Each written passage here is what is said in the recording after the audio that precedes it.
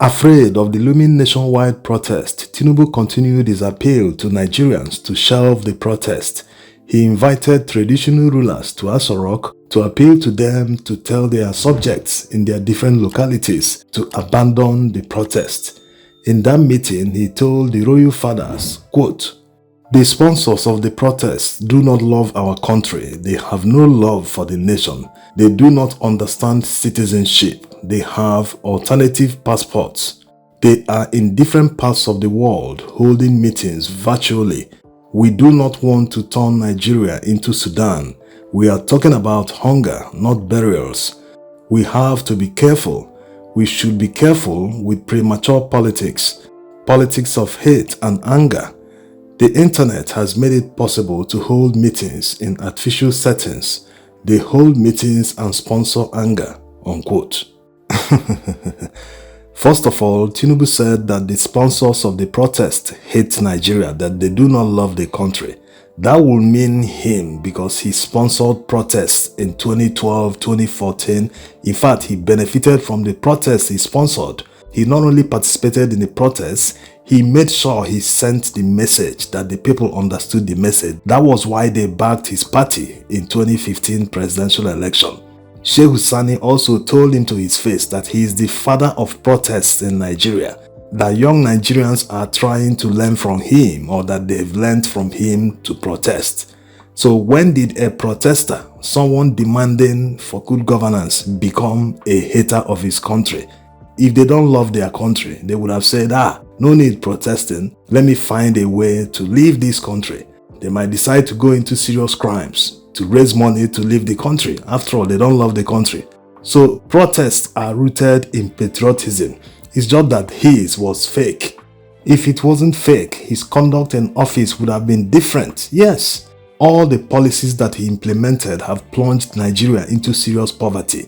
And like the saying goes, you cannot beat a child and prevent him from crying. You can't have it both ways. So every Nigerian citizen has the right to protest. It's a constitutionally guaranteed right in a democracy.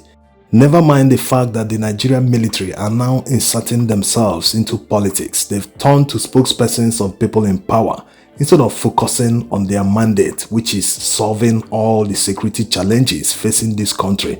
They are questioning the people backing the protests, whether they are coming from the opposition. What's their business? Is this protest motivated by opposition politics? It sounds like what a spokesperson of the government or what a party member will say. The military should not be speaking this way. Anyway, let's get to the next one. He said that the sponsors, who unfortunately he didn't name, that they have alternative passports.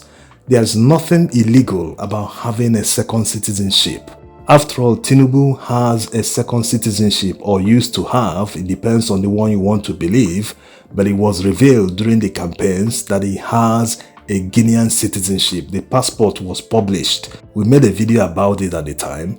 So trying to say that people have alternative passports, making it look like it's a crime to have one, it doesn't hold any water. And just like in the first one, people talking about their country despite being in faraway countries, it means that they always dream and think about their country. It is driven by patriotism. There's nothing wrong in it. Once the person is not planning any crime, anything that will affect the country negatively, then you cannot blame anyone that is wishing his country well. The hunger ravaging Nigerians today is simply putting serious pressure on Nigerians living abroad. If they used to send $100 or $200 per month to their dependents in Nigeria, that money is no longer enough today. That's the reality. So these people are forced to send maybe double or even triple, depending. So they are worried. Imagine fending for themselves abroad and also have to fend for their dependents in Nigeria. It's not an easy life. It's just the way we were raised, our culture in Africa. We are always our brother's keepers. In the West, they don't care. Everyone has to fend for himself. No one owes you anything. The next one is where he said that they want to turn Nigeria to Sudan. This is fear-mongering. They are just setting the ground to come down hard on peaceful protesters. There's no other way to explain it. People have been saying that they want to express their constitutionally guaranteed right of protest because of hunger. But they keep saying that they are violent, that they want to turn it to violence and destroy everywhere. No one wants to destroy anything. Otherwise, it would have been spontaneous. People would have just rushed to government offices or targeted areas and started burning things up. No one is planning a violent protest. People are just tired. Yes, politicians have pushed their luck too far. Nigerians are now saying no. We cannot be pushed into this war. We rather fight back, we rather protest and express our anger and tell the government, no, you must listen to us this time around. We Nigerians will no longer continue taking anything you guys throw at us because you people have abused our elasticity. That's what Nigerians are telling their leaders. But they are pushing the narrative that Nigerians are planning violence. Look at all the different groups that want to participate in the protests. They are writing letters to different police commissioners in their states to come and provide security for them. Some of them wrote their takeoff venues, invited the police to come and provide security for them. Is this the conduct of violent people? No. If they were planning violence, no one will be taking this due process and inviting the police. No, you don't have time for that. Will you invite police to come and witness where you're causing anarchy and destroying properties? No. So they need to stop this narrative of violence. No one is planning violence. People are just tired. They are hungry, and a hungry man is an angry man. They must stop deceiving themselves because Nigerians are not deceived.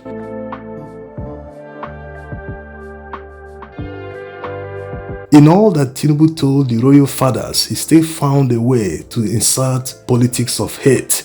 That's very hypocritical because we all know what happened in Lagos. It continues to happen till today. During the 2023 governorship election in Lagos, a known associate of Tinubu by name MC Oromo, he told an entire ethnic group that they should not come out, never venture to come out to vote on election day unless they are voting for APC. How can one man stand up with a microphone live on internet, live on TV to tell an entire ethnic group not to come out to exercise their right to vote in a free country, in a democratic country?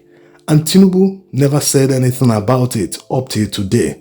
None of the APC bigwigs acknowledged ever knowing or hearing about it.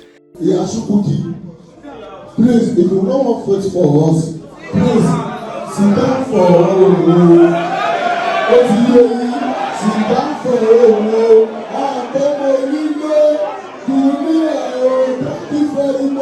The only government official that reacted to the statement was the police spokesperson, who shamelessly said that he was joking, that he didn't mean it.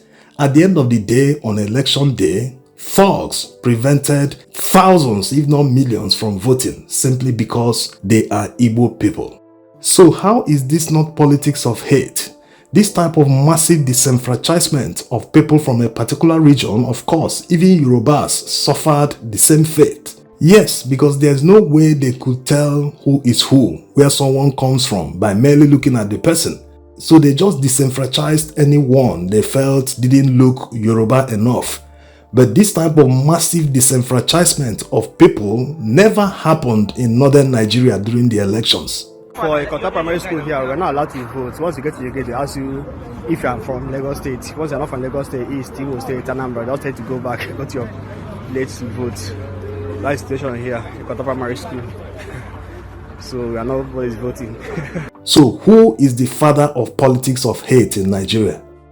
During the 2023 presidential election litigation, it was reported in one of the dailies, a discussion between Orji Sokalo and Dave Umahi, that Tinubu threatened to their face that if P2B continues the election litigation in court, that Igbo people will never get any position in his administration, that they will neither get Senate President, number 3 man, number this and blah blah blah, as if the position means anything to anyone.